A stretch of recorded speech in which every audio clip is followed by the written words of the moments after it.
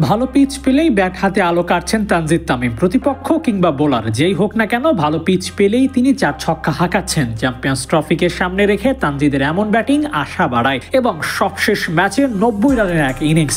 এমন রান তানজিদ তামিমের কনফিডেন্স তো বাড়াই, দলের জয়ও রাখে বড় ভূমিকা। 7 ছক্কা 3-4, এমন ব্যাটিং কি আপনি কি বলবেন? মার্ভেলাস তো বলতেই হয়। অবশ্য এমন একজন ইনফর্ম ব্যাটার দলে থাকলে বদলে যাবে দলের আবহ। 2025 বিপিএল প্রথম 10 ম্যাচ থেকে করেছেন 435 রান। 50 গড়ে তামিমের চেয়ে বেশি রান করতে পারেনি কোনো ব্যাটার। সামর্থ্যের প্রমাণে এই তামিম যে একটু বেশি সেরা তা পরিসংখ্যান আপনাকে বলে দিবে। তানজিদ তামিম হোয়াইট বল ক্রিকেটের জন্য আলাদা সারপ্রাইজ, বিশেষ করে লং হ্যান্ডেলে ব্যাট করার জন্য তো বটেই, যা বিপিএল আবারও একবার করে দেখালেন। বিশেষ করে চিটাগং কিংসের বিপক্ষে তিনি যেভাবে ব্যাটিং করেছেন তা দেখে চোখ জুড়িয়ে গেছে সবার।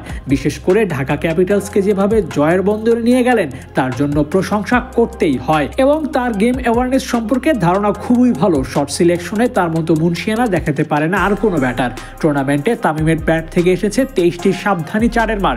গ্রাউন্ডের শটে তামিমের এই পোক্ত নিদর্শন জাতীয় দলের জন্য বিশেষ বার্তা, যে বার্তায় স্পষ্ট তানজিদ তামিম চ্যাম্পিয়ন্স ট্রফিতে বেশ ভালো রিদম নিয়ে যাচ্ছেন।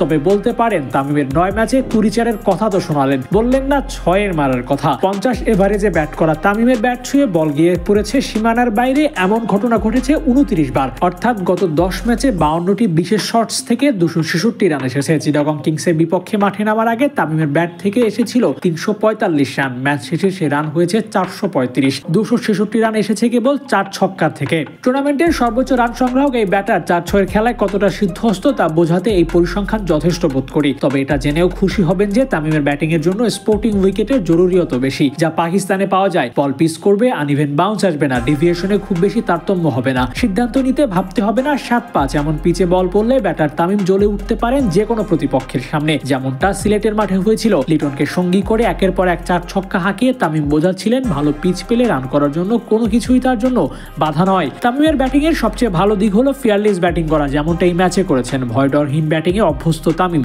যা বাংলাদেশের ওপেনারদের মধ্যে খুব একটা দেখা যায় না। কিন্তু তামিম এনেছেন ইনোভেশন, ব্যাটিং এ নিজের সেরাটা দিতে। এই ব্যাটার নিজের খেলার ধরন বদলাতে চান না, আর এই জেদ তাকে টি-20 ক্রিকেটে ভালো করতে সহযোগিতা করেছে।